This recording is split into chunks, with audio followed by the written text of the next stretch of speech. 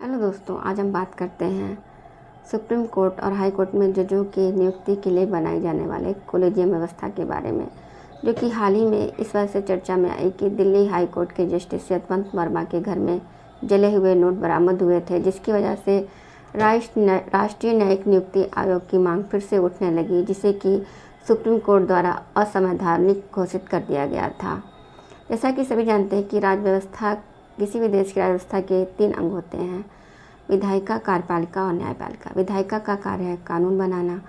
कार्यपालिका का कार्य है उसको लागू करना और न्यायपालिका का कार्य है यह देखना कि यह जांच करना कि जो भी कानून बनाया गया है वह संविधान के उपबंधों के अनुकूल है या नहीं, वरना सुप्रीम कोर्ट उसको निरस्त कर सकती है। इसलिए आवश्यक है कि निष्पक्ष न्याय के लिए न्यायपालिका, कार्यपालिका और विधायिका के प्रभाव से मुक्त रहे तथा न्यायाधीशों की नियुक्ति जो है वह स्वतंत्र एवं निष्पक्ष रूप से की जाए। भारत संविधान का आर्टिकल 124 का खंड 2 के अनुसार सुप्रीम कोर्ट में न्यायाधीशों की नियुक्ति राष्ट्रपति द्वारा सुप्रीम कोर्ट और हाई कोर्ट के ऐसे न्यायाधीशों के परामर्श से की जाएगी जिससे परामर्श लेना राष्ट्रपति आवश्यक समझे। लेकिन भारत के मुख्य न्यायमूर्ति के अलावा अन्य न्यायाधीशों की नियुक्ति के मामले में राष्ट्रपति भारत के मुख्य न्यायमूर्ति से भी परामर्श लेगा। आज़ादी के समय से ही ये चला आ रहा था कि जो सीनियर मोस्ट जज होता था वही इंडिया का सीजीआई बनता था, लेकिन इंदिरा गांधी के समय में 2 बार ऐसा हुआ कि उन जज को सीजीआई बनाया गया जो सीनियर मोस्ट नहीं थे। केशवानंद भारती वनखेल राज के बाद में 13 जजों की पीठ ने यह निर्णय दिया था कि संविधान के मूलभूत ढांचे को सरकार द्वारा चोट नहीं पहुंचाई जा सकती है। इस फैसले से नाराज होकर के गवर्नमेंट ने 3 सीनियर मोस्ट जज जो थे, इन्होंने केशवानंद भारती के बाद में सुप्रीम सरकार के खिलाफ निर्णय दिया था, उनको छोड़ करके जस्टिस एएन राय को सीजीआई बना दिया, जिसके विरोध में उन 3 सीनियर मोस्ट जजों ने इस्तीफा दे दिया था। दूसरा मामला यह है कि एडीएम जबलपुर बनाम श्रीकांत शुक्ला के बाद में जहां 5 जजों की पीठ ने सरकार के पक्ष में ही निर्णय दिया था, किंतु एक जज जो अल्पमत से निर्णय दिए थे वो सीनियर मोस्ट जज थे और उन्होंने गवर्नमेंट के खिलाफ जो है निर्णय दिया था। जस्टिस AR खन्ना ये सीनियर मोस्ट जज थे, लेकिन इनको छोड़कर जस्टिस MS बेग को सीजीआई बना दिया गया। इस प्रकार ये लगने लगा कि सुप्रीम कोर्ट निष्पक्ष नहीं रह गया है, बल्कि उस पर कार्यपालिका अपना अत्यधिक प्रभाव डाल रही है। इससे जुड़ा हुआ पहला केस जो आता है, जो कि फर्स्ट जज केस भी कहा जाता है, वो केस है SP गुप्ता बनाम भारत संघ, जिसमें 7 जजों की पीठ में 4-3 से यह निर्णय आया कि परामर्श पूर्ण एवं प्रभावी होता है। सुप्रीम कोर्ट का परामर्श पूर्ण एवं प्रभावी होता है, लेकिन राष्ट्रपति उसको मानने के लिए बाध्य नहीं है। इस निर्णय की घोर आलोचना की गई तथा यह कहा गया कि न्यायाधीशों का अधिकार न्यायपालिका ने स्वयं ही कार्यपालिका को सौंप दिया है।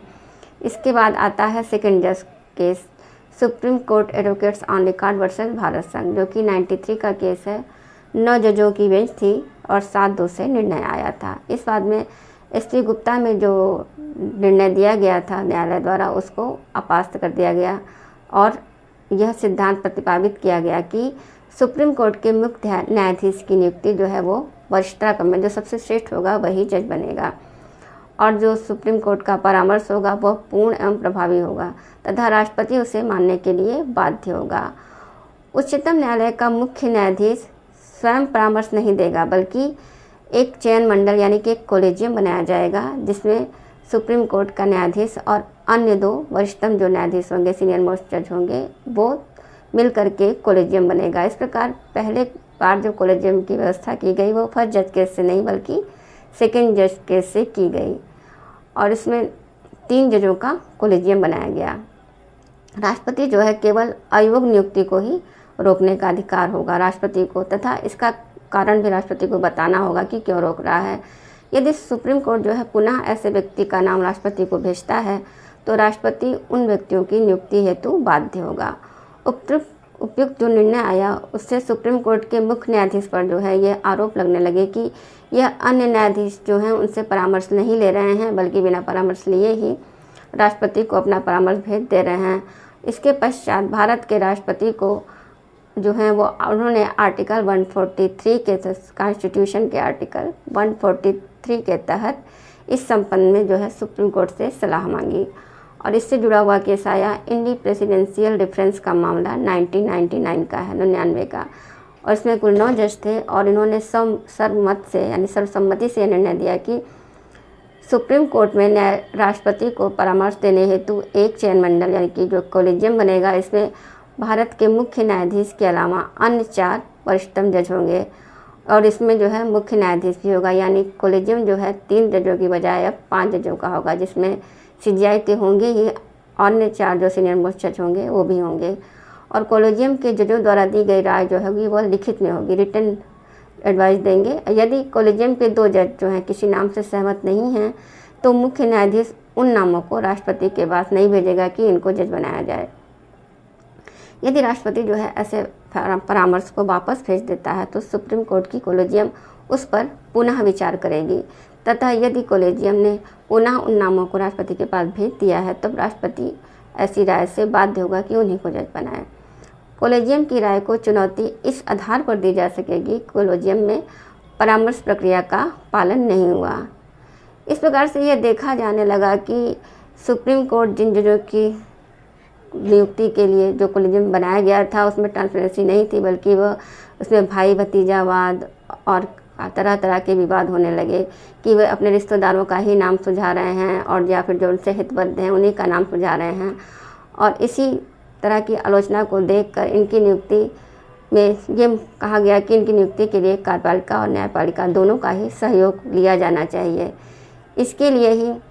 संसद द्वारा 99 संविधान संशोधन 2014 में किया गया, जिसके द्वारा आर्टिकल 124A, 124B और 124C जोड़ा गया, जिसके द्वारा राष्ट्रपति न्यायिक नियुक्ति आयोग का गठन किया गया, जिसमें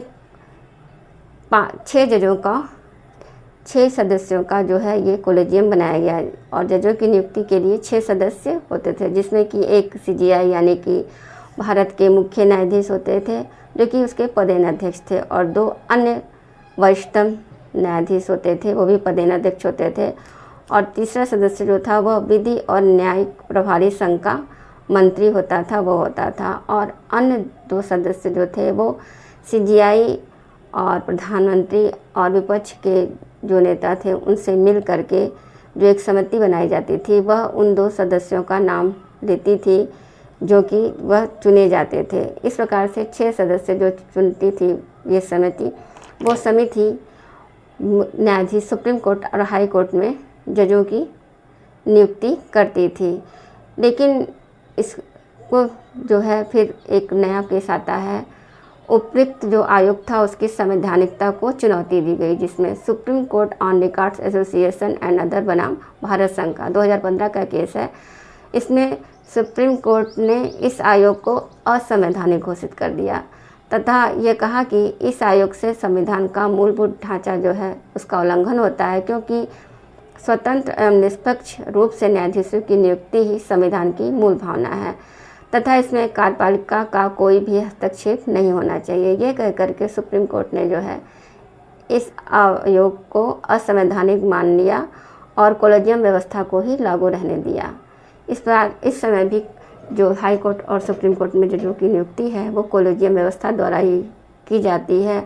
और काफ़ी समय से ये फिर से मांग उठ रही है कि राष्ट्रीय न्यायिक नियुक्ति आयोग का गठन पुनः किया जाए और कार्यपालिका और न्यायपालिका मिलकर ही हाई कोर्ट और सुप्रीम कोर्ट में जजों की नियुक्ति करें।